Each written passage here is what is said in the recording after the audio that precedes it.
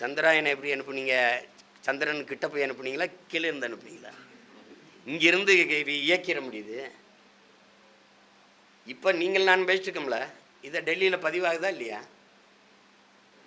பதிவாகுதுல்ல. அப்போ எல்லாத்தையும் கவனிக்கிற நீ இதில் ஒன்றுமே பண்ண முடியாதுன்ற நான் நம்ப சொல்கிறேன். என்னைய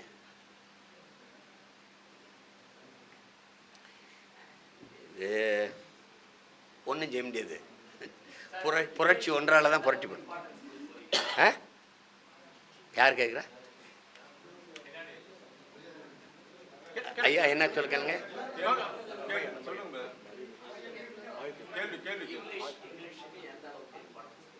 ஆங்கிலம் ஒரு கட்டாய மொழி பாடம், அவ்வளவுதான். எந்த மொழியும் கற்கலாம் நாங்கள் வாழ்வதற்கு. எங்கள் மொழி தமிழ் கற்கணும், எங்கள் இனம் வாழ்வதற்கு. இதான் எங்கள் கோட்பாடு. இப்போ என் தம்பி விருதுநகர் வேட்பாளர் கௌசிக் பாண்டியன் வந்து அதை படிக்க திணறிட்டான்னு. அவனை தமிழ் படிக்க தெரியாதவனை வளர்த்த நீ தாண்டா தூக்கல தொங்கணும், நீ தாண்டா கவலை பண்ணணும். என் பிள்ளைக்கு தமிழ் தெரியலைங்கிறது எனக்கு அவமானம் இல்லை. வீழ்வது நாமாக இருந்தாலும் வாழ்வது தமிழாக இருக்கணும் வெற்று முழக்கத்தை வச்சு எங்களை வீழ வச்ச நீங்கள் தான் அவமானம் பண்ணு, வெக்க பண்ணும். அவன் படித்தது ஓமனில் படித்ததுனால அவனுக்கு வரலை. என் பிள்ளைங்க என் மயங்க 2 பேரும் ஆங்கில வழியில் படிக்கிறாங்க. நான் அவமானப்படுறேன். பள்ளிக்கூடம் இல்லை படிக்க, என் பிள்ளைய தமிழ் படிக்க பள்ளிக்கூடம் இல்லை. வீட்டில் நாங்கள் பேசி பேசி என் பிள்ளைகளுக்கு தமிழ் கற்பிக்கிறோம்.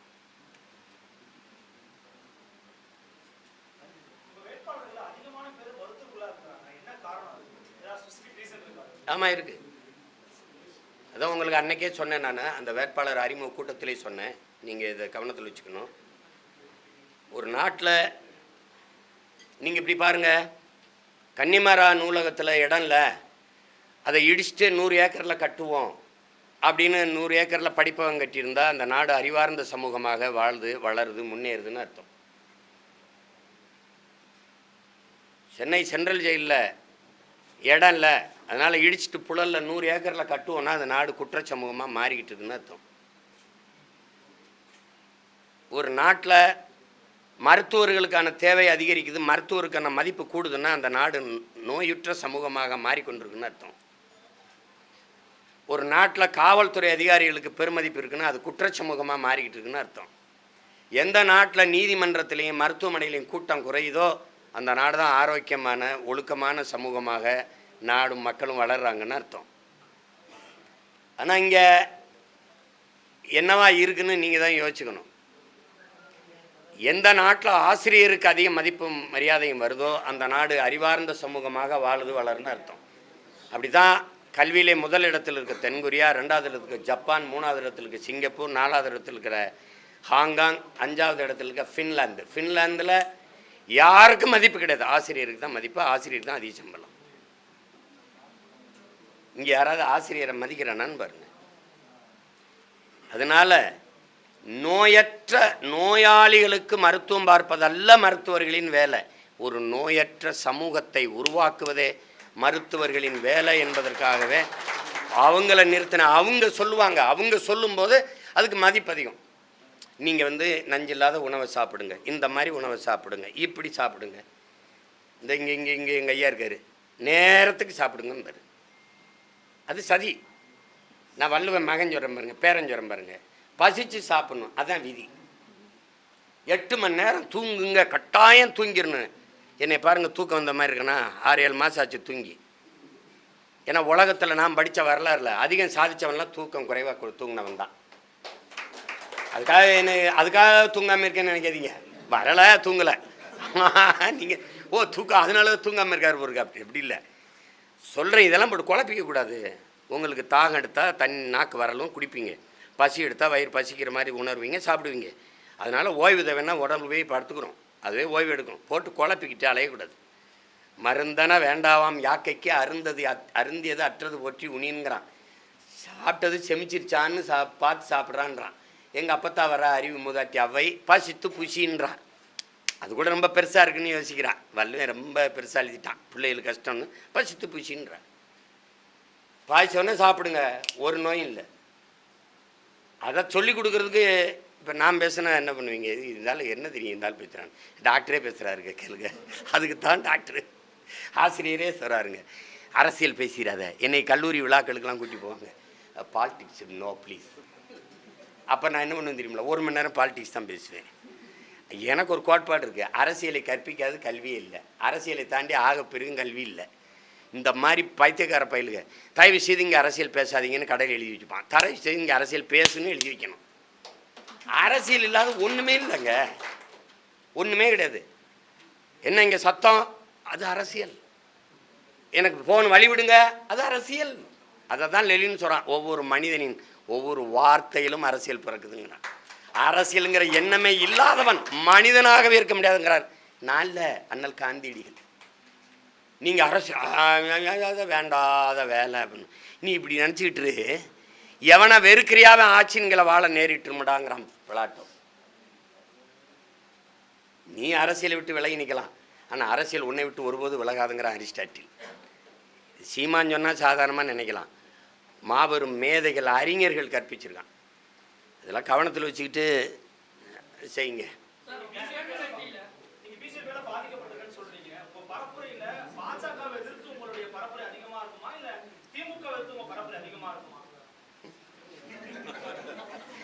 பரப்புரையை பார்த்துட்டு சொல்ல வேண்டியதானே.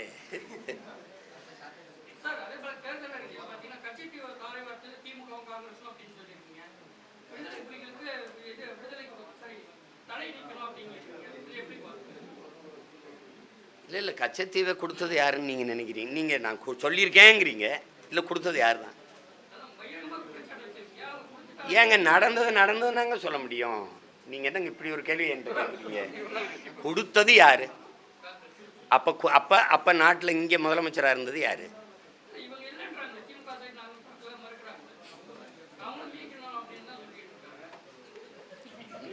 இதை என்ன நகைச்சுவையாக சொல்றீங்களா, வேடிக்கை சொல்லிக்கிட்டு தான் இருக்கிறது.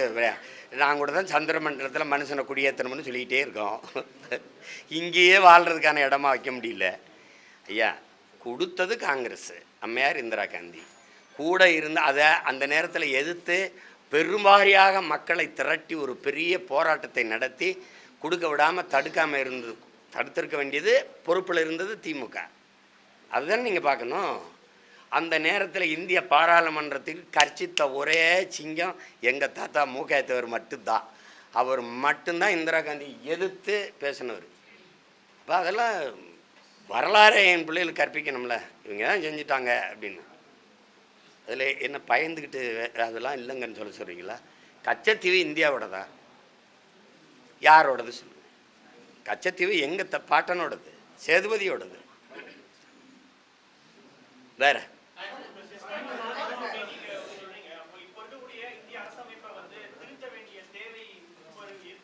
ஆமாம் இருக்குல்ல, அது கட்டாயம் இருக்கு. நீங்கள் சிறுபான்மைன்னு எப்படி இஸ்லாமிய கிறிஸ்தவரை சொல்கிறீங்க? சிறுபான்மைக்குன்னு என்ன? சிறுபான்மைன்னு இருந்தால் அதுக்கான சலுகைன்றீங்க. சுதந்திரம் அடைஞ்சு எத்தனை ஆண்டுகள் ஆயிடுச்சு சொல்லுங்க அண்ணன்? ஒரு 76 ஆண்டு வச்சுக்கிறோமா? எத்தனை பிரதமர், எத்தனை முதன்மை அமைச்சர்கள் கிறிஸ்தவர் இஸ்லாமியர்? அப்புறம் என்ன சிறுபான்மைக்கு சலுகை கொடுத்துட்டீங்க? சரி, ஜிஎஸ்டியில் எல்லாருக்கும் 18 விழுக்காடு, கிறிஸ்தவர் இஸ்லாமியருக்கு 10 விழுக்காடு, அப்படி ஏதாவது சலுகை இருக்கா? அப்புறம் நீனு சிட்டிசன் ஆஃப் இந்தியா, நானும் சிட்டிசன் ஆஃப் இந்தியா. என் பாஸ்போர்ட் எடுத்து பார்த்தாலும், உன் பாஸ்போர்ட் எடுத்து பார்த்தாலும், அவர் பாஸ்போர்ட் எடுத்து பார்த்தாலும் சிட்டிசன் ஆஃப் இந்தியா. அப்புறம் என்ன நீ பெரும்பான்மை, நான் சிறுபான்மை? உலகத்தில் மதத்தை வச்சு மனிதனை கணக்கிடுற நாடு இது, இந்தியாவை தவிர. யாராவது சொல்லுங்க, யாராவது சொல்லுங்க. ஐரோப்பிய யூனியன் முழுக்க, அந்த ஒன்றிய முழுமைக்கும் கிறிஸ்தவன் தான். ஆனால் எதுக்கு எத்தனை நாடு? எல்லாம் கிறிஸ்தவராக ஒன்றா இருந்திருக்கலாமே. மொழி வழியே தேசிய இனங்கள், நிலங்கள். இங்கிருந்து பிரிஞ்சு போனது பாகிஸ்தான், மதம் காரணம். பாகிஸ்தான்லேருந்து பங்களாதேஷ் பிரிஞ்சதுக்கு எது காரணம்? மொழி, இனம். இந்த அடிப்படை அறிவு கூட உங்களுக்கு இல்லைன்னா நான் என்ன பண்ண முடியும்? இதெல்லாம் சும்மா பேசுறது.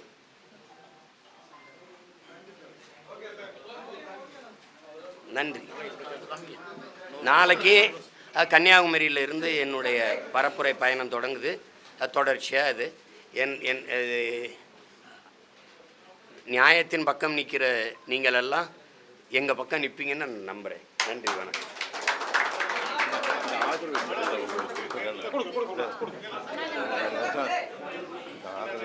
சிறுபான்மை மக்கள் நல கட்சி. சொல்லுங்க ஐயா, கொஞ்சம் கவனிங்க. ஒரு நிமிஷம். சிறுபான்மை மக்கள் நல கட்சியின் சார்பாக ஒரே நிமிஷம்.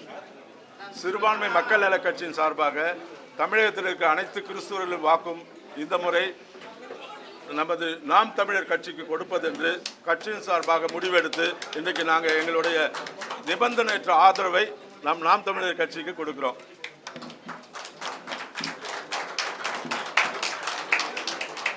ரொம்ப நன்றி.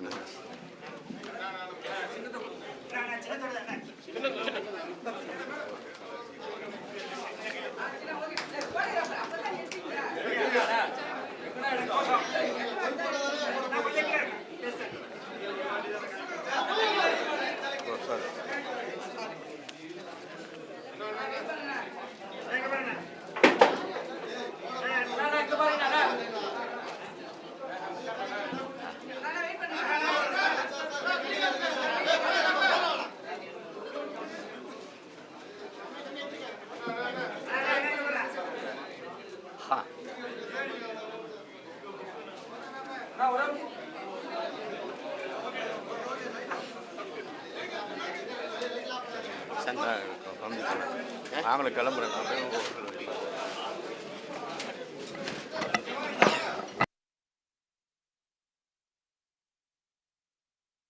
வர்றதுக்கு என்ன, உங்களுக்கு உதாரணம் ஒரு நாடு இருக்குல்ல, அமெரிக்கா மாதிரி வாங்க. எனக்கு 101, அவருக்கு 501, அவருக்கு 51, அவருக்கு 2001 கொடுத்துட்டு போங்க. யார் கேட்டா?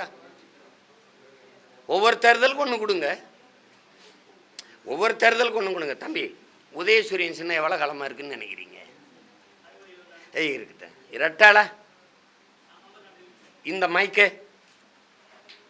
இப்பதான் இப்ப ஜனநாயகம்னு இதை நீ சொன்னீங்கன்னா நான் நம்பவா? எனக்கு இடுப்பு கீழே விளங்காது தம்பி. நான் மாற்றுத்திறனாளி, ஊனமுற்றவன். உனக்கு உடல் தகுதி இருக்கு. 2 பேரும் ஒரே மாதிரி ஓடி வெற்றி கோட்டை தொடணும்னா எப்படி வாய்ப்பு? இந்த எளிய பிள்ளைகள் நாங்கள் எப்படி இது போய் வெல்றது? இது ஜனநாயகம்னு நீ சொன்னீங்க, நான் நம்ப சொல்றியா? நீ எனக்கு புதுச்சின்ன மாதிரி திமுக புதுச்சின்னம் கொடு, அதிமுக கொடு, பிஜேபி கொடு. நாட்டின் தேசிய மலரை நீ சின்னமா வச்சுக்கிட்டா நீ படிச்சியா இல்லையா? நாட்டின் தேசிய மலர் என்னன்னு படிச்சிங்களா இல்லையா தம்பி? என்னன்னு படிச்சிங்க? தாமரைன்னு. தேசிய விலங்கு எனக்கு கொடுன்னு நீ என்ன சொல்ற? எப்படி தேசிய மலரை சின்னமா வச்சுக்கிடுவேன், தேசிய விலங்கை கொடுத்தா நான் நேரடியாக கனெக்ட் ஆயிடுவேன். தானே உன் பிரச்சனை? விட்டுருவேன்னு நினைக்கிறியா? இந்த தேர்தல் முடிஞ்சோன்னே போவேன் வழக்குக்கு. ஒன்று எனக்கு தேசிய விலங்கை கொடு, இல்லைன்னா அவருக்கு தேசிய மலரை எடு. இல்லை அவருக்கு அதெல்லாம் வாய்ப்பு இல்லைங்க, அது தேசிய மலர் அவருக்கு சின்னமாக இருக்குன்னு. அப்போ காலிஃப்ளவர், அவர் கத்திரிக்காய் பூ எதே ஒன்று சொல்லிட்டு போ, தேசிய மலரை தாங்கன்னு. தேசிய பறவையை கேட்டேன், அதில் நான் நேரடியாக முருகனோட கனெக்ட் ஆயிடுவேன்ட்டு தரல. தம்பி, நீ 100 ஆட்டம் காட்டுற, நான் 100 ஆட்டம் காட்டுவேன். இப்போ சின்ன பையலாக இருக்குது, நாங்களாம் சின்ன பிள்ளைகளாக இருக்குனால கொஞ்சம் வண்டி ஓட்டுறீங்க. நான் கேட்குறது நியாயம்னு பட்டா எனக்கு ஆதரிங்க, என்னை ஆதரிங்க. நீங்கள் எல்லாரும் படித்து குழந்தையிலேருந்து ஆழ்மனதில் பதிய வச்ச தேசிய மலரை ஒரு கட்சிக்கு சின்னமாக கொடுத்தது தவறா சரியா?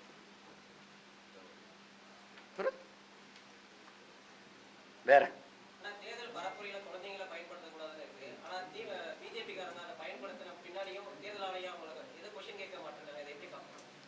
தேர்தல் ஆணையம் அவங்க ஆணையம் எப்படி பார்க்குறீங்கன்னு எனக்கு தெரிஞ்சுக்கிட்டே கேள்வி கேட்டா நான் என்ன சொல்கிறேன்?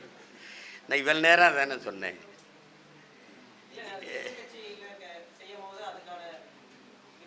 கேட்க மாட்டாங்க. நீங்கள் எதிர்கட்சின்னு ஒன்று எங்கே இருக்குது? நான் அண்ணன் கேட்குறதுக்கு பதில் சொல்லுங்கள். தமிழ்நாட்டில் ஒரே கட்ட தேர்தலாக இல்லையா? ஒரே கட்ட தேர்தல். எங்களை மாதிரி பிள்ளைகளுக்கு 40 தொகுதியை சுற்றுறது 20 நாளில் எவ்வளோ கடினம்னு உங்களுக்கு தெரியும். அஸ்ஸாமில் 14 தொகுதி தான் இருக்குது. இந்த 14 தொகுதிக்கு 3 கட்டமாக தேர்தல் நடக்குது. இதே 40 தொகுதி இருக்கிற பீகாரில் 7 கட்டமாக நடக்குது.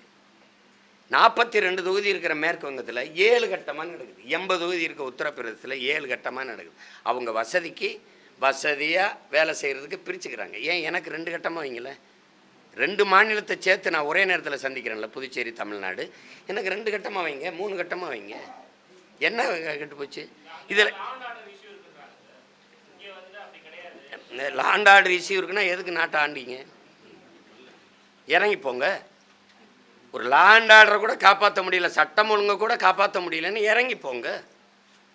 இல்லை உங்கள் மாநிலம் தானே, வட மாநிலங்கள் எல்லாம் உங்கள் மாநிலம்தான்.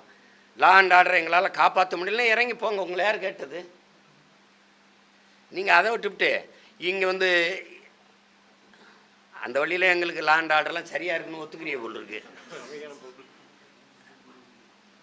அது இதெல்லாம் நீங்கள் தான் ஆழ்ந்து கவனித்து கொண்டு போகணும். மக்கள்கிட்ட பாருங்கள் என்ன வேலை நடக்குது அப்படின்ட்டு. 20 நாளில் தேர்தல் நடக்கும், ஓட்டை எண்ணுறதுக்கு 44 நாள் ஆகும். 20 நாள்லே நடந்துடும். ஆனால் வாக்கை எண்ணுறதுக்கு 44 நாள் எடுத்துக்கிறீங்க. இதில் கொடுமை.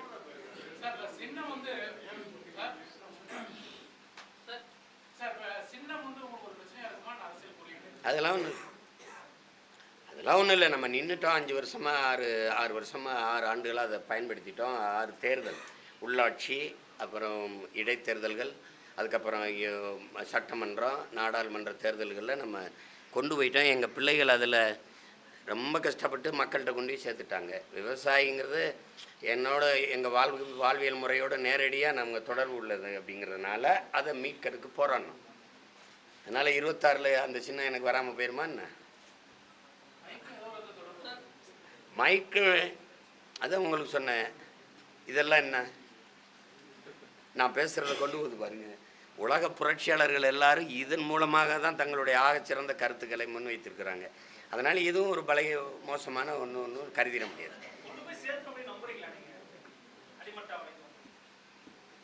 என் பிள்ளைகளை நான் நம்புகிறேன். அவங்க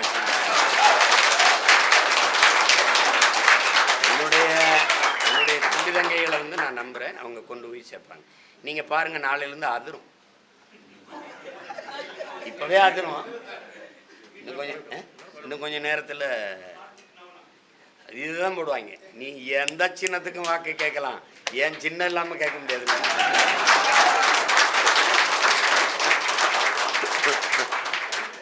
இல்லைன்னா கீழே தான் போடணும், சும்மா தான் பேசிட்டு இருக்கணும். சீமான் சின்னத்தை தொடக்கூடாது அப்படின்னா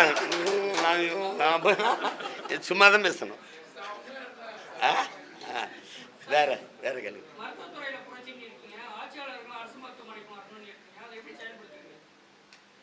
என்கிட்ட ஒரு ஆட்சியை கொடுத்து பாருங்களேன், ஒரு 5 வருஷம்.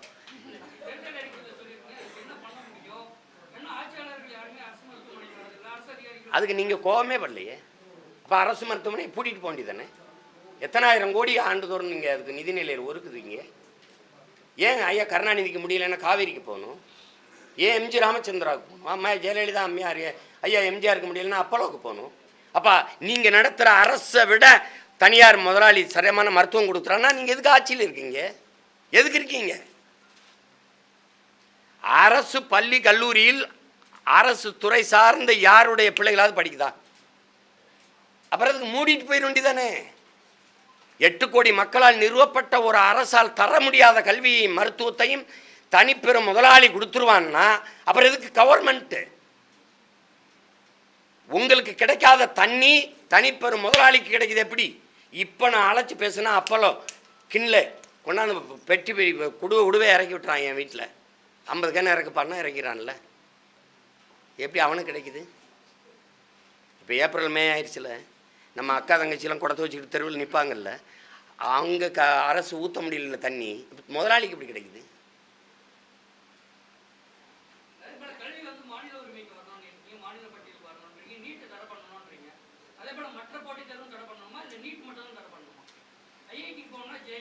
இப்போ நீட்டை நீங்கள் வச்சுக்கிடுங்க, நோ ப்ராப்ளம் அட்டால்.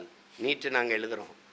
ஆனால் இதை எல்லாம் கட்டுப்படுத்தி நிர்வாகம் செய்கிற அமைச்சர் பெருமக்கள், பிரதமர், முதலமைச்சர் என்ன தெரிவு எழுதுகிறாங்க? பதில் இருக்கா அவங்கக்கிட்ட? நான் ஐஏஎஸ் எழுதணும், ஐபிஎஸ் நான் எழுதணும், நீதிபதி நான் எழுதணும், எல்லாரும் நாங்கள் தேர்வு எழுதுவோம். எங்களையெல்லாம் இந்த இடத்துல வேலை செய்ய, அந்த இடத்துல போ, நீ இந்த மருத்துவக் கல்லூரி டீனு, நீ இங்கே போ, எல்லாம் தூக்கி போடுற, நீ ஒன்றும் எழுத மாட்ட. எழுது. ஐயா மோடியும் ஐயா ஸ்டாலின் எழுத சொல்லி எந்த தேர்வில் பாஸ் பண்ணுறாங்கன்னு பார்ப்போம். எழுதுவா, சிலபஸ் வை. வேதியியல், உயிரியல், புவியியல், அறிவியல், வரலாறு, உலக இலக்கியம், வேளாண்மை, இதெல்லாம் சிலபஸாக வச்சு எல்லாத்தையும் படிச்சுட்டு எழுத சொல்லுவோம். நேர்மையான நீதிபதி வச்சு திருத்த சொல்லுவோம். அதில் யார் நல்ல அதிக மதிப்பெண் வாங்குறாரோ அவர் பிரதமர், யார் அதிக மதிப்பெண் வாங்குறாரோ அவர் முதல்வர், அது தோற்று போனவர் வேறு சட்டமன்ற உறுப்பினர், ஒரு பாராளுமன்ற உறுப்பினர். அப்படி வச்சுக்கிறோமா? எப்படி இருக்கு? இப்போ ஐயா மோடிக்கு உடம்பு முடியல. நீட்டில் பாஸ் பண்ணி வந்தவனுக்கிட்ட தான் நான் வைத்தியம் பார்ப்பேன்னு சொல்லுவாரா, இல்லை ஏற்கனவே படித்து மருத்துவரான மருத்துவர்கிட்ட வைத்தியம் பார்ப்பாரா? என்ன ஒன்றும் கேள்வி கேட்டீங்கல்ல, நீங்கள் பதில் சொல்லணும்ல. எனக்கு நீங்கள் கேள்வி கேட்குற மாதிரி நானும் கேள்வி கேட்குறேன்ல, அப்போ நீங்கள் எனக்கு சொல்லணும். யார்கிட்ட வைத்தியம் பார்ப்பாரு? உலகத்திலே தரமான அறிவார்ந்த மருத்துவர்கள் என் இனம் சார்ந்த மக்கள், என் நாட்டு மக்கள். நான் எத்தனை பேரை சொல்லணும்? ஜவஹர் பழனியப்பனை தாண்டி மருத்துவர் உண்டா? எங்கள் ஐயா எத்தனை பேர் நான் சொல்லணும்? சொல்லுங்கள் நீங்கள். அமெரிக்காவில், ரஷ்யாவிலலாம் எங்கள் ஆளுங்க எவ்வளோ பேருன்னு தெரியுமா உங்களுக்கு? இந்தியாவிலே ஆகச்சிறந்த இந்த லேப்ராஸ்கோப்பை அறுவை சிகிச்சை நிபுணர் எங்கள் ஐயா பழனிவேல் தான். நீங்கள் தெரியும்னு நினைக்கிறேன். ஜெம் மருத்துவமனையில். அவர் ஒரு வேளாண்குடி மகன். பல காலத்தை சும்மா சுற்றிவிட்டா அதுக்கப்புறம் படித்து என்ன படிக்கிறதுன்னு தெரியல. அப்போ லேப்ராஸ்கோப்புங்கிற முறையே இல்லை. அதை தேர்வு செஞ்சு படித்து, இதெல்லாம் சும்மா போய் எதாவது பேசிட்டு கூடாது. இதுக்கு நான் உங்ககிட்ட திரும்ப திரும்ப சொல்கிறேன். இப்போ நீட் எழுதி நீங்கள் வந்துட்டீங்களே, நீட் எழுதி வந்துட்டீங்க. உங்களுக்கு பாடம் எடுத்த போகிற பேராசிரியர் யார்? உங்களுக்கு பாடத்திட்டம் என்ன? ஐயா சாமி, ஒரே மண் ஒரே ஆச்சு, யார் உட்கார்ந்தா இருந்தாலும் ஒரே மாதிரி தான் கல்லூரி ராஜா. இது எதுக்கு அதே பேராசிரியர் அதே பாடத்திட்டம்? இந்த நீட் எழுதிட்டனால தரமான மருத்துவர் வந்துடுவார்னு நீ நம்ப சொன்னீங்கன்னா, இந்த நீட்டை நடத்துறது யார்? கண்டஸ்ட் பண்ணுற ஆள் யார்? வேறு எப்படி சொல்கிறார் பாரு. அமெரிக்காவில் இருக்கிற ப்ரோமெட்ரிக் தானே, ப்ரோமெட்ரிக்குங்கிற ஒரு நிறுவனம், தனியார் நிறுவனம், ஒரு ப்ரைவேட்டு. இந்தியாவில் தரமான மருத்துவரை உருவாக்கிடணும்னா அமெரிக்காவில் இருக்கிற ப்ரோமெட்ரிக்குங்கிற அந்த நிறுவனத்துக்கு எதுங்க மாரியத்தா கோயில் இது நேர்ந்துக்கிச்சா? இல்லை, இதெல்லாம் தயவு செய்து கொண்டு போய் கேளுங்க. அதை தான் நான் சொல்கிறேன். இதை தகர்த்து வீசணும்டா அப்படின்னு. ஒரு தேர்வு கூட உன்னால் நடத்த முடியல, அதான் அமெரிக்காக்காரனுக்கு கொடுத்துட்ட.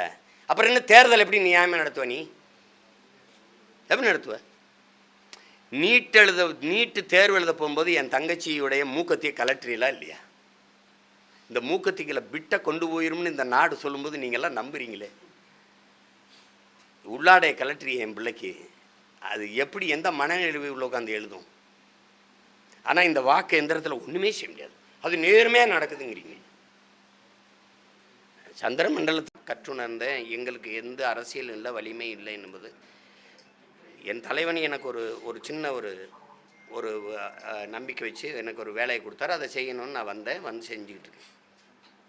இந்த சூழலில் ஒன்றுமே இல்லாத நாங்கள் ஏறி வரும்போது எங்களுக்கு எந்த கை கொடுத்தும் எங்களுக்கு ஆதரவு இல்லை.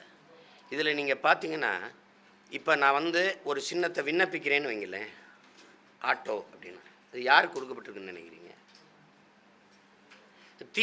தீக்குச்சிங்கும்போது என்னுடைய கருத்தோடு அது ஒத்து போகுது. வேளாண்மை என்னோட ஒத்து போச்சு அப்படின்னா, நான் வேளாண்மையை அரசு தொழிலாக்கி தேசிய தொழிலாக்கி நான் கொண்டு வருவேன் அப்படின்னு வேளாண்மையோட நான் என்னுடைய பொருளாதார கொள்கையை பசுமை தாய்மை பொருளாதார கொள்கை, வேளாண்மையை முன்னிறுத்திய பொருளாதார கொள்கைன்னு நான் கொண்டு வந்ததுனால அது வந்துடுச்சு. தீக்குச்சியை கொண்டு தீக்குச்சியை வச்சு நம்ம கொண்டு போயிடலாம். எங்களை உரசினால் பற்றி எரிவோம் பெரும் நெருப்பாக, எங்களையே எரித்து கொண்டு உலகத்திற்கு வெளிச்சத்தை தருவோம் அப்படிலாம் கொண்டு போயிடலான்னு அதை விண்ணப்பித்தேன். உடனே வேற ஒருத்தருக்கு கொடுக்கப்படுது. இது இதை பேசி ஒன்றும் பயன் இல்லை. அது எங்கள் சின்னத்தை யாருக்கு எடுத்து கொடுத்தீங்க? இப்போ அவர் போட்டிடுறாரா? அது வேணும்னே செய்கிறத போய் நம்ம ஒன்றும் செய்ய முடியாதுல்ல. அப்போ என்ன பண்ண முடியும்?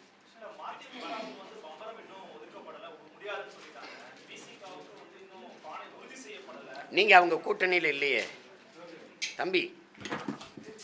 எங்கள் ஐயா ஜி.கே. வாசனுக்கு சைக்கிள் சின்னம் எப்படி வந்துச்சு? இன்னொரு மாநிலத்தில் சைக்கிள் சின்னம் இருக்கா இல்லையா? இருக்கா இல்லையா நான் கேட்குறதுக்கு பதில். இன்னொரு மாநிலத்தில் இருக்க அது தேசிய கட்சி, அந்த கட்சியில் இருக்கிறது உங்களுக்கு கொடுக்க முடியாதுன்னு எங்ககிட்ட சொல்கிறேன். நீங்கள் எப்படி எங்கள் ஐயா ஜி.கே. வாசனுக்கு சைக்கிள் சின்னம் வந்துச்சு? எப்படி ஐயா டிடிவி தினகரனுக்கு? அவர் தான் சொன்னார் ஃபர்ஸ்ட் கம் ஃபர்ஸ்ட் சார். யாருமே குக்கரை கேட்கலையா? அப்போ எப்படி அவருக்கு வந்துச்சு? அதெல்லாம் இப்போ 2 தொகுதியில் போட்டி, 2 தொகுதியில் அவர் போடலைன்னு தெரிஞ்சுக்கிட்டு சொல்கிறீங்க. அவர் தெரிஞ்சிருச்சு ஒரு தொகுதியில் தான் போடுறாருன்னு, அதனால சொல்கிறீங்க. அதே மாதிரி தான் எங்கள் அண்ணனுக்குன்னு சொல்கிறீங்க, திருமாவுக்கும். ஏன் அவர் 2 தொகுதியில் போட்டிட்டார் கொடுங்களேன். இந்த அண்ணன் வைகோவுக்கு சொன்ன காரணம் எங்கள் அண்ணனுக்கு பொருந்தும்னா 2 தொகுதியில் போட்டிட்டார்ல கொடுங்களேன். இதுல எல்லாம் வென்றலாம்னு நினைக்கிறவரை என்ன பண்ணுவீங்க? எல்லா தொகுதியிலையும் அமைதியாக கட்டு தொகை போடுற இந்த வேட்புமனு தாக்கல் நடக்குது. கோயம்புத்தூரில் மட்டும் ஏன் என் தங்கச்சிக்கு இடையூறு வருது? ஏன் வருது? அரசியல் பிழைத்தோருக்கு அறமை கூற்றாகும்ன்றது எத்தனை ஆயிரம் ஆண்டுக்கு முன்னாடி எங்கள் பாட்டனார் பாடிட்டு போயிருக்க. அறம் சார்ந்து நில்லுங்க, ஒரு நேர்மை கடைப்பிடிங்க. எல்லாம் இது எல்லாருக்கும் தானே. இதெல்லாம் நாங்களும் நினைவில் வச்சுட்டு தானே வேலை செய்வோம். இந்த ஆட்டம் எவ்வளோ காலத்துக்கு, எத்தனை காலத்துக்கு ஆடிடுவீங்க, எவ்வளவு பண்ணிடுவீங்க அப்படின்னு. சரி, எவ்வளவோ பார்த்துட்டோம். என் பங்காளி வடிவேல் சொல்கிற மாதிரி இது என்ன பிரமாதம், இன்னும் ஸ்பெஷல் ஐட்டம்லாம் இருக்குங்கிற மாதிரி எவ்வளோ பார்த்துட்டோம். அது ஒன்றும் இல்லை. வேற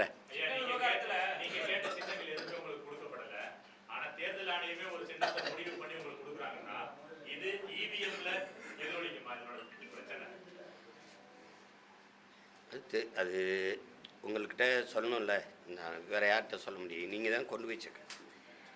அது என்ன செய்யணும்னா எங்கள் சின்னத்தை 3வது பெட்டியில் வைக்கணும். இந்த வாட்டி பாராளுமன்றத்துக்கு குறைந்த வேட்பாளர்னால 2 பெட்டி ஆகிற வாய்ப்பு இருக்குது. அதில் பின்னுக்கு தள்ளும், கொஞ்சம் மங்களாக வைக்கணும். என்னை கடந்த முறை அப்படி தான் பண்ணிச்சு. அது எவ்வளவோ போராடி பார்த்தேன். கடைசியாக இருந்த நம்பிக்கை நீதியாக அதுவும் என்னை கைவிட்டுருச்சு. இப்போ இந்த முறையும் நீதிமன்றத்தை நாடுனேன். இந்த சின்னத்துக்கு வழக்கே எடுக்கலை. வழக்கு இருக்கும்போது எப்படி சின்னம் தர்றதுங்கிறது தேர்தல் ஆணையம். வழக்கை திரும்ப பெற்ற அவங்க கொடுக்குறதான் சின்னம். இப்போ ஒன்றும் பண்ண முடியாது. இதை நீங்கள் இது ஜனநாயக நாடுன்னு நினச்சிங்கன்னா நான் ஒன்றும் பண்ண முடியாது. அதுக்கு அந்த உங்களோட தவறான புரிதலுக்கு நான் ஒன்றும் செய்ய முடியாது. இது ஜனநாயக நாடே அல்ல, வார்த்தையில் மட்டும் ஜனநாயகம் இருக்குது. அதை புரிஞ்சுக்கிட்டு நீங்கள் எல்லாம் பொழைச்சிக்கிறீங்க, அவ்வளோதான் சொல்ல முடியும். என்னைய மாதிரி ஒரு காட்டானாலேயே சமாளிக்க முடியலன்னா நீங்கள்லாம் ஏமாத்துறோம். நான் எதுக்கும் பயப்படாதவன். நானே திணறேன் பாருங்க, திணறேன். என்னடா செய்கிறது அப்படின்ட்டு. அது ரொம்ப கஷ்டம், ரொம்ப கஷ்டம். ஆபத்தானவர்கள் இவர்கள். வேற ஏதாவது கேளுங்க. அது கடந்துட்டேன். நீலாம் ஒரு நெருக்கடி இல்லை. நான் ஒன்று தம்பி லெலின்ட்டேன் அவனுக்கு. நீ என்ன பண்ணிட முடியும்? ஐடி ரைடு விட முடியல, இடி ரைடு விட முடியல, என்ஐ ரைடு விட்டேன். என்ஐ ரைடு விட்டதுனால என்ன? எனக்கு நெருக்கமான நண்பர்கள்லாம் அலைவீசியே எடுக்க மாட்டான். எனக்கு ஏதாவது ஒரு 1000-500 கொடுக்கலான்னு நினைக்கிறவன் கொடுக்க மாட்டான். இவ்வளோதானே நீ என்னை பண்ணிட முடியும். என் வீடை காலி பண்ண சொல்லுவான். என் பிள்ளைகள் வீடு கடை இதெல்லாம் வச்சுருந்தா நீங்கள் காலி பண்ணிடுங்க உங்கள் கட்சிக்காரங்களுக்கெல்லாம் ரைடு விடுதுன்னு. அப்படி தான் துறைக்கு நடந்துச்சு. அவன் வீடை காலி பண்ண சொல்லிட்டாங்க. அவன் ஒரு வலைவலிக்கு ஒரு இது வச்சுருந்தான், அதை காலி பண்ண சொல்லிட்டாங்க. இப்போ இந்த மாதிரி தான் நடக்கும். எந்த மாதிரி நெருக்கடின்னு கேளு தம்பி, எந்த மாதிரி நெருக்கடின்னு கேளுங்க. இப்போ என் தம்பி மத்திய சென்னையில் கார்த்தின்னு என் தம்பியை நிறுத்துறேன். போன முறை நிறுத்தினேன். அவன் எனக்கு ரொம்ப பிடிச்ச என் தம்பி, ரொம்ப திறமையானவன் கெட்டிக்காரன். அவனை நிறுத்தணுங்கும் போது அவன் தயங்கினான். வேறு யாருக்காவது கொடுங்கண்ணா. என்னன்னு கேட்டேன். சரி நான் மருத்துவமனை கட்டிக்கிட்டு இருக்கேன், அது கொஞ்சம் காசு இது போட வேண்டியிருக்கு, இந்த வேலையெல்லாம் வந்தோன்னா கஷ்டமாயிரும், ஒரு மாதம் அதில் இதாயிரும் அப்படின்னு. இல்லையா நிற்க மாட்டார். கெஞ்சி கெஞ்சி பார்த்தேன், நிற்க மாட்டேன். நீ ஆக்கிரமிச்ச இடத்தில் மருத்துவமனை கட்டுகிறாய் என்று முற்றுகையிட்டு போராடிடுவேன் அப்படின்னா, ஐயோ அண்ணா நான் நின்றுவேன், இறங்கலுங்க, நான் செஞ்சாலும் செஞ்சிடணும். இது ஒரு நகைச்சுவைக்காக பேசுனது. அதையே நான் மேடையில் என் தம்பி அறிமுகப்படுத்தும் போது பேசுனதுக்கு காவல்துறை போய் அவன்கிட்ட விசாரிக்குதுன்னா எப்படி இருக்கு பாருங்க. இதை ஒரு பத்திரிக்கை பெரிய செய்தியாக எழுதுன்னா பார்த்துக்கையோ, நான் எவ்வளவோ நல்லது சொல்கிறேன், அதை கொஞ்சம் எழுதியா. ஒரு வேடிக்கைக்காக என் தம்பியை பற்றி இப்படி சொன்னேன். அவனை நிறுத்திடணும்னு நான் விரும்பிட்டதுனால நில்றா அப்படின்னா அவன் மறுத்தான். அப்போ இது ஒரு கேலிக்காக நான் சொன்னேன் அவனை. அதை பாருங்கள், அதை எழுதுதுன்னா எப்படி இருக்குது அரசு, எப்படி எனக்கு நெருக்கடி வருதுன்னா, இது ஒரு உதாரணத்துக்கு உங்களுக்கு சொல்கிறேன். ஆமாம்மா ஆமாம், 10 வருஷமாக நடக்குது அந்த முயற்சி. நான் யாருன்னு உங்களுக்கு தெரியும்னு நினைக்கிறேன். தம்பி எல்லாத்தையும் விட்டுட்டு விவசாயம் பார்க்க போனாலும் போயிடுவேன் வெளியே. வேளாண்மை செஞ்சு ஊரில் போய் எங்கள் அம்மா சொல்கிற காடு சும்மா கிடக்குறாங்க. 24லையும் நான் 26லையும் தனிச்சு தான் போடுவேன். 117 பெண்ணுக்கு வாய்ப்பு கொடுப்பேன், 117 ஆணுக்கு வாய்ப்பு கொடுப்பேன். அதில் 150 பேருக்கு மேலே இளைஞர்களுக்கு கொடுப்பேன். அந்த கூட்டத்திலே நான் ஒருத்தன் தான் பெரிய ஆளாக தெரியும். அப்படின்னா பாருங்கள், நான் உறுதியான முடிவு எடுத்துகிட்டு நகர்றவன். சும்மா இந்த சமரசம் பண்ணிக்கிட்டு இப்படி அதெல்லாம் கிடையாது எனக்கு.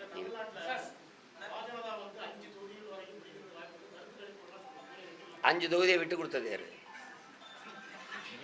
7 இடம் கேட்டு 5 இடத்த நாங்கள் தர்றோம், 5 இடம் தான் முடியும்னு சொன்னதுனால தான் ஐயா பொன்முடிக்கு வந்து தளர்வு.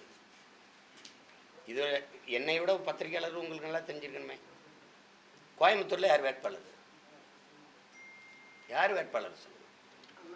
கோயம்புத்தூரில் இருக்கிற என் தங்கச்சி வேட்புமனு தாக்கல் பண்ணும்போது காவல்துறை ஏன் தடுக்கணும்? யாரோட கட்டுப்பாட்டு இருக்கு காவல்துறை? நாங்கள் அக்யூஸ்டுகளா? ஆகச்சிறந்த ஜனநாயகவாதிகள். எங்களை ஏன் நீங்கள் நெருக்கடி காலாக்குறீங்க? இதில் 5 தொகுதி நீங்கள் சாதாரண வேட்பாளராக தான் போட்டிருக்கீங்க. இது கடந்த முறை சொல்லிட்டேன். தவறி போய் அம்மா கனிமொழி அவர்கள் நின்ன இடத்துல அம்மா தமிழிசை போட்டுட்டதுனால மோதுனீங்க. மீதி 5 இடம் அவங்க இடத்த எல்லா இடத்துலையும் கூட்டணி கொடுத்தீங்களா இல்லையா? கன்னியாகுமரி யாரு? காரைக்குடி யாரு? 5 இடமும் கூட்டணி கொடுத்து தப்பிச்சுக்கிறார் இவர். ஏன் நீ சரியான ஃபைட்டர், நீ பிஜேபியை ஒழிக்கணும், வளரவே விடக்கூடாது, இந்த மண்ணில் நுழைய விடக்கூடாதுன்னு நினைக்கிற ஆண்மகன் வீரன் நேரடியாக உதயசூரியன் சின்னத்தில் மோத வேண்டியதானே? தாமரை சின்னத்தை எதிர்த்து ஏன் செய்யல? சும்மா இதெல்லாம் பேசுறது. நாங்கள் சிறுபான்மை மக்களுக்கு அது இது பாதுகாப்புன்னு 21 இடம் போன 19லையும் ஒரு இடம் கிறிஸ்தவர் இஸ்லாமியருக்கு இல்லை, இந்த வாட்டியும் ஒரு கிறிஸ்தவர் இஸ்லாமியருக்கு இல்லை.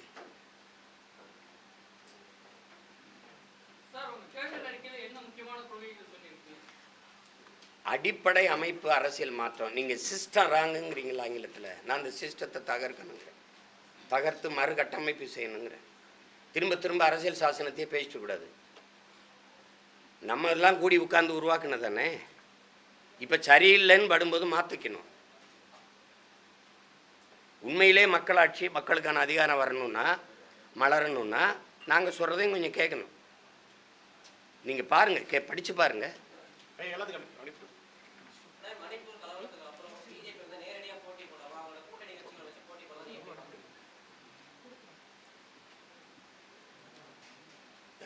கூட்டணி அப்படிங்கிறதையே நான் ஒரு கோழைத்தனமாக பார்க்குறேன்.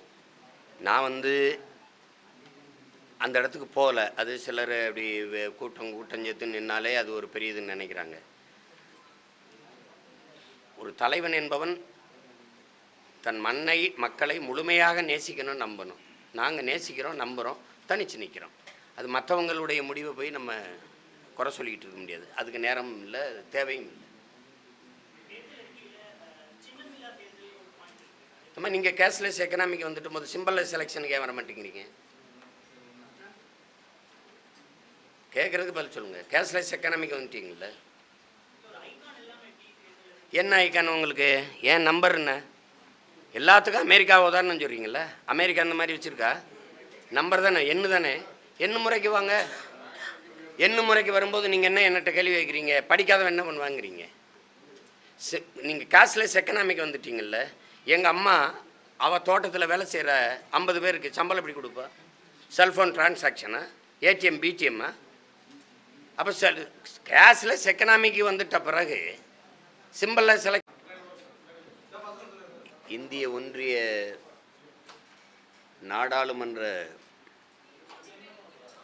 தேர்தலில் நாம் தமிழர் கட்சி 40 இடங்களிலும் தனித்து போட்டியிடுகிறது.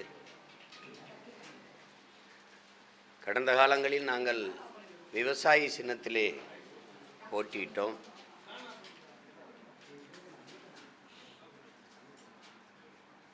அந்த சின்னத்தை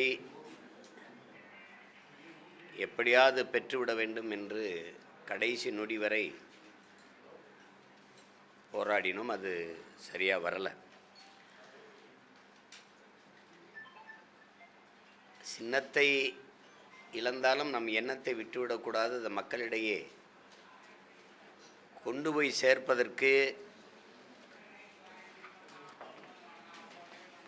இதைவிட சிறந்த ஒரு சின்னம் இல்லை என்பதை முடிவு செய்துவிட்ட பிறகு இந்த சின்னத்திலேயே போட்டியிடுவது.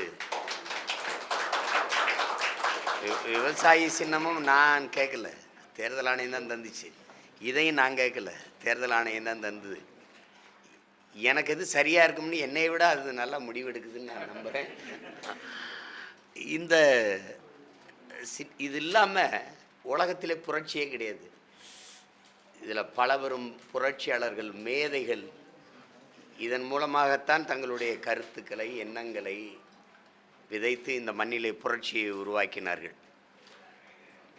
நாம் அறிந்து Stalin, Lenin, Fidel Castro, Che Guevara, Mao Zedong, எண்ணற்ற பெருமக்கள் இந்த நிலத்திலே புரட்சியாளர்கள், அம்பேத்கர், பேரறிஞர் அண்ணா, எல்லா பெரும் மேதைகளும், பெருந்தலைவர் காமராஜர், எங்களுடைய தாத்தா காமராஜர், எங்களுடைய தாத்தா முத்துராமலிங்க தேவர், எல்லாரும் இந்த ஒய்வாங்கிங்கிற இந்த கருவியில் முழக்கத்தை முன்வைத்து தான் இந்த நிலத்திலே அளப்பெரிய புரட்சியை முன்னெடுத்தார்கள்.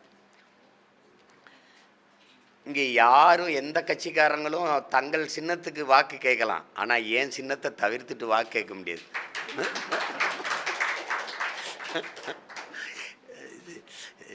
அதனால் இந்த சின்னத்திலே போட்டியிடுவதுன்னு என் சின்னத்தை பறித்த பெருமக்களுக்கு எடுத்து கொண்டு வைத்து விளையாட்டு காட்டுகிற பெருமக்களுக்கு நான் ஒன்றை சொல்ல விரும்புகிறேன்.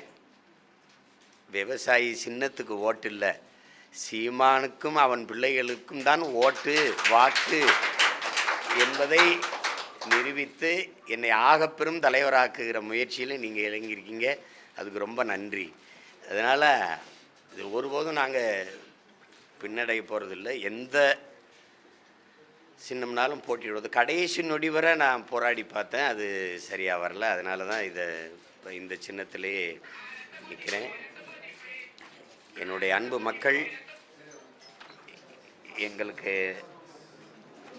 எங்களை உற்று கவனியுங்கள். நாங்கள் உங்களுக்கானவர்கள், உங்களிடமிருந்தே உங்களுக்காக வந்தவர்கள்.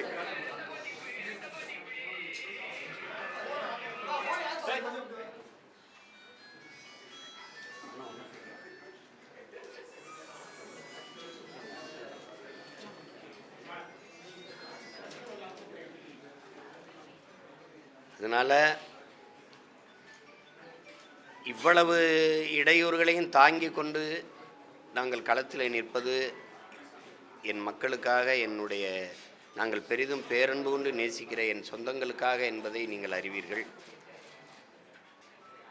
இவ்வளவு நெருக்கடியையும் கடந்து நாங்கள் களத்தில் நிற்பது நீங்கள் எங்களை கைவிட்டுவிட மாட்டீர்கள் என்கிற நம்பிக்கையில்தான். சமூக நீதியை பேசுவார்கள், கடைபிடிக்க மாட்டார்கள். பெண்ணிய உரிமையை பேசுவார்கள், கடைபிடிக்க மாட்டார்கள். நாங்கள் அதையெல்லாம் கடந்து இந்த எளிய பிள்ளைகள் களத்திலே சரியாக செய்து கொண்டு வருகிறோம் என்ற நம்பிக்கை உங்களுக்கு இருக்குமானால் எங்களை கைவிட்டு விடாதீர்கள். எங்களுக்கும் பின்னால் வருகிற ஒரு தலைமுறை ஒரு நல்ல அரசியலை, நல்ல அரசை மலரச் செய்ய வேண்டும், உருவாக்க வேண்டும் என்கிற துடிப்பும் தவிப்பும் யாருக்கும் வராது. அதை கவனத்தில் வைத்துக்கொண்டு எங்களை பெற்ற பேரன்புமிக்க பெற்றோர்கள், நாங்கள் உயிருக்கு மேலாக நேசிக்கிற என் உடன் பிறந்தார்கள், எங்கள் உறவுகள் எங்களை கைவிட்டு விடாமல் ஆதரிக்க வேண்டும் என்பதுதான் என்னுடைய கோரிக்கை. இதிலே நீங்களே கவனிக்கலாம். கூட்டணி வைத்தால் நான் கேட்ட சின்னம் வந்திருக்கோம், வைத்தவர்களுக்கெல்லாம் வந்திருக்கு. உடனே சைக்கிள் சின்ன வருது, உடனே குக்கர் சின்ன வருது. ஃபஸ்ட்டு கம் ஃபஸ்ட்டு சர்வ் என்று பேசியவருக்கு எப்படி ஃபஸ்ட்டு குக்கர் சின்ன வந்துடுச்சு? கூட்டணி வச்சா வரும். நான் வைக்க மறுத்துட்டேன், ஏன்னா நான் வைக்க மாட்டேன். இந்த நாட்டில் நல்ல அரசியலை உருவாக்கணும்னு நான் நினைக்கிறேன். எந்த சமரசமும் என் வாழ்நாளில் செய்ய மாட்டேன். காரணம், நான் பிரபாகரனின் பிள்ளை மகன் என்பது நீங்கள் கவனத்தில் வச்சு. அதில் எவ்வளோ பேர் பேசியிருப்பாங்க என் தலைவன்கிட்ட, சீனா, ரஷ்யா, அமெரிக்கா. அவரும் செய்யலை, நானும் செய்ய மாட்டேன். எனக்கு ஒரே ஒரு தன்னலம் தான், அது என் இனத்தின் நலன், என் மண்ணின் மக்களின் நலன், அவ்வளோதான்.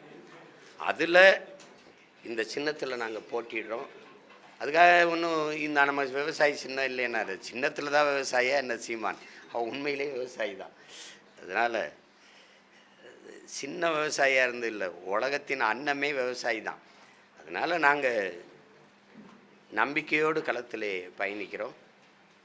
இன்னும் கொஞ்சம் தாமதமாயிடுச்சு. சின்ன முதல்ல இருந்தால் நான் பாதி ஊர் சுற்றி இருப்பேன்.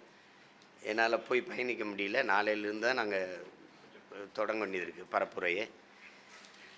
அது ரொம்ப எதிர்பார்த்து கடைசி நொடி வரை என்னை கட்டுத்தொகை போடுறதுக்கான கடைசி நாள் வேட்புமனு தாக்கல் செய்கிறதுக்கு. அதனால் சின்ன என்னென்னு தெரியாமல் போட முடியாது. எங்களை சுயேட்சையாக நிறுத்தி 40 தொகுதிக்கு 40 சின்னம் கொடுக்கணுங்கிறது தான் அவங்களுடைய நோக்கம்.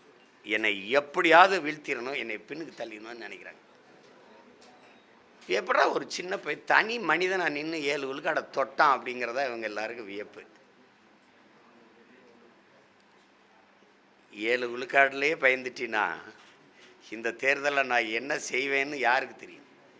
என் மக்கள் எங்கூட இருப்பாங்க. ஏன்னா நான் மக்கள் கூட இருக்கேன், மக்களை நம்பி இருக்கேன். பார்ப்போம், ஜூன் 4ஆம் தேதி பார்ப்போம். இதுவே நாம் தமிழர் கட்சியின் சின்னம். ஒளி வாங்கி மைக், ஆங்கிலத்தில் மைக். இது ஆகப்பெரும் புரட்சியாளர்கள் தங்கள் முழக்கத்தை முன்வைத்த இந்த கருவி.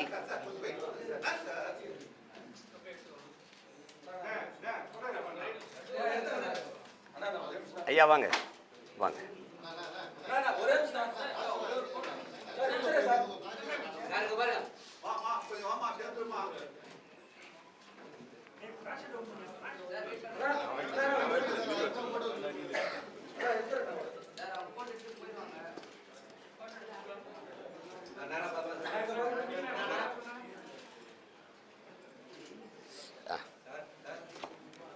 இது எங்களுடைய 2024 இந்திய ஒன்றிய நாடாளுமன்ற தேர்தலுக்கான வரைவு.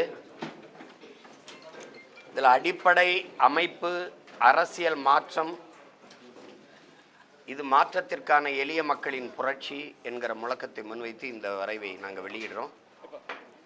படிக்கும்போது உங்களுக்கு இதெல்லாம் சாத்தியமா என்று படலாம். சாத்தியமா தேவையா என்று உணர்ந்தீர்கள் என்றால் இது சரியான வரைவு என்று உங்களுக்கு தோணும். நாங்கள் எழுப்பியிருக்கிற கேள்விகள், நான் கூட 26 தான் வரைவை வெளியிடலான்னு நினச்சேன். நான் இதில் சொல்லி ஆகணுங்கிறதுனால மிக சுருக்கமாக ஒரு சில கேள்விகளை என் மக்களுக்கு முன்பு வைக்கிறோம். உங்கள் பிள்ளைகள் எழுப்புகிற கேள்வி உங்களுக்கான கேள்வி. உங்களுக்கும் இது தோன்றியிருக்கலாம், தோன்றலாம். இதை படித்து பாருங்க. முழுக்க முழுக்க உண்மையின் பக்கம் நின்று வீரத்துறவி விவேகானந்தர் அவர்கள் சொன்னது போல, எதற்காகவும் நீ உண்மையை விட்டு கொடுத்துறாத, ஆனால் உண்மைக்காக எதையும் விட்டு கொடு என்று அவர் சொன்னது போல நாங்கள் உண்மையின் பக்கம் நிற்கிறோம். இதை படித்து பாருங்கள், இந்த வரைவை கொண்டு போங்க. மிக்க நன்றி.